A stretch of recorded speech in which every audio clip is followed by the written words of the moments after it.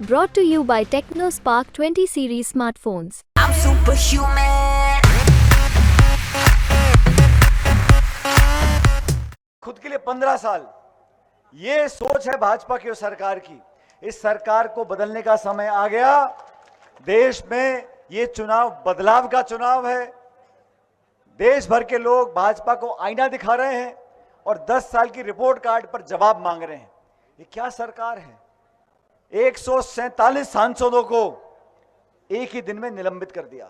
विपक्ष के 147 सांसदों को संसद के बाहर निकाल दिया, निलंबित कर दिया और पिछले दरवाजे से कानून पारित कर दिए।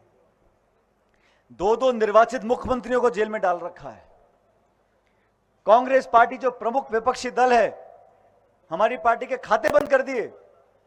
1994 में कोई नोटिस गया होगा, चंद लाख रुपए का कोई 1994 के नोटिस का हवाला देते हुए कांग्रेस के खाते बंद कर दिए। वो तो धन्य सुप्रीम कोर्ट का, सुप्रीम कोर्ट ने हस्तक्षेप किया, हमारे खाते खुलवा दिए। आप खाते बंद कर दो, मुख्यमंत्री को जेल में डाल दो, 147 सांसदों को निलंबित कर दो, विपक्ष की आवाज को दबा दो, कांग्रेस मुक्त का नारा दे दो। ये क्या लोकतंत्र बनाना चाहते हैं? लोकतंत्र का मतलब वोट डालना नहीं होता साथियों। हमको वोट डालने का अधिकार मिल गया, ये लोकतंत्र नहीं है। वोट तो रूस में भी पड़ते हैं, वोट तो पाकिस्तान में भी पड़ते हैं। वहां की लोकतंत्र, वहां की जमहूरियत, वहां का गणतंत्र मजबूत नहीं है। हमारे देश का मजबूत क्यों है? क्योंकि हमारे देश में जो संवैधानिक संस्थाएं हैं उनको खून पसीने से सींचा है।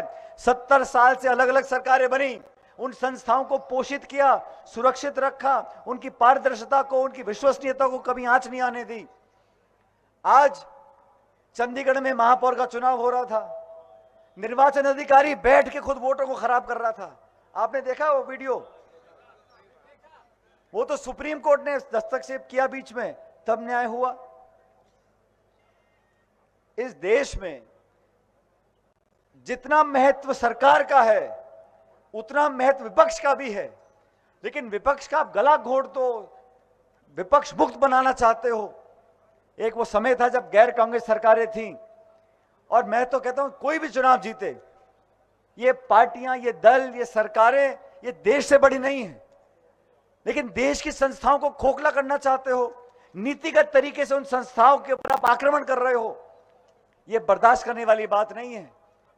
और मैं आम नागरिकों से कहना चाहता हूं, मध्य प्रदेश के मंदसौर के जिले के लोगों से, ये वोट सिर्फ दिलीप भाई को सांसद बनाने का नहीं है, ये वोट अपने भविष्य को सुरक्षित करने का है। अरे पार्टियां बनी है, टूट गई हैं, सरकारें बनी हट गई हैं, लेकिन देश यहीं का यहीं रहा है, क्योंकि आप लोगों का विश्वास है।